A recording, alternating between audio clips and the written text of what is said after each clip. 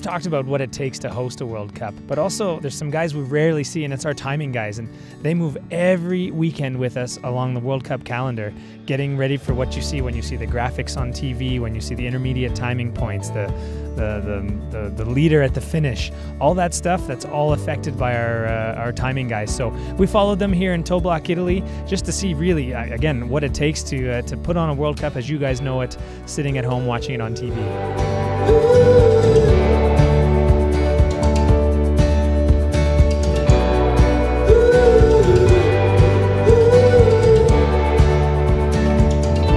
These guys, they travel 2.5 tons of equipment that they have to unload every weekend and spread out around the World Cup course here.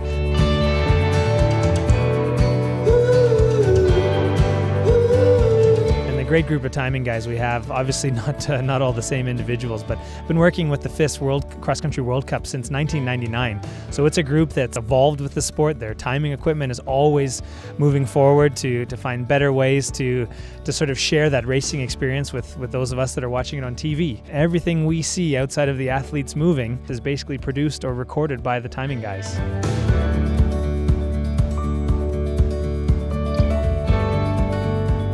They have 4 kilometers of cable that gets spread out.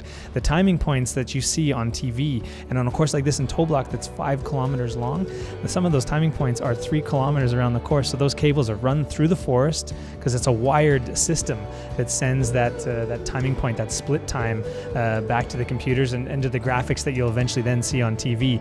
And if those of you that have followed live timing, the World Cup on live timing, that has to be immediate. So these systems, that's why they're run on a wired system and not a Wi-Fi system, just for the safety.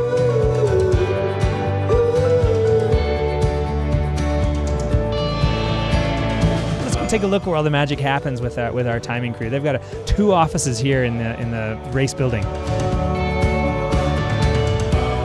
All right, these guys are never far from the finish area because they also have a sight line from the window in the building, so we can find them here. Hard at work as usual, even when they're eating. You can see you can sit down, it's no problem. The many screens in here. There's 4 laptops alone just for the photo finish work. And then a few more camera computers sitting around the area, plus a few cables here and there. The preparation that these guys go through, they have 29 laptops per setup at every World Cup. They have 3 different groups of guys or equipment that travels. 2 for World Cup, 1 for the Olympics. When we're in the Tour de Ski and we're moving every day, they have another group already ahead with 2.5 tons of stuff, all that cable, and they leapfrog each other all the way through the tour. So it's really impressive what these guys do.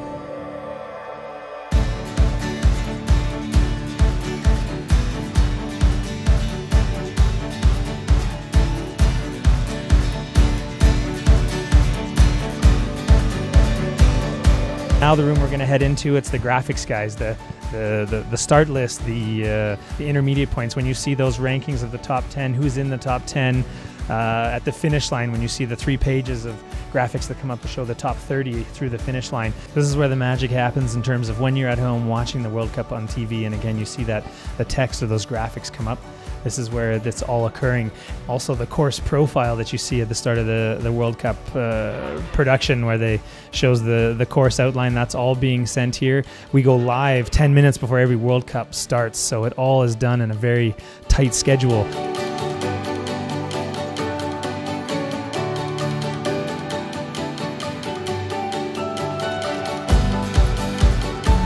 So you can see behind me here the photo finish camera, the photo cells, and then in the ground we have that sort of electronic field, the timing chips trigger, the transponders. The timing system, it's a triple system. The transponders, when they cross that electric field, that triggers the graphics you see.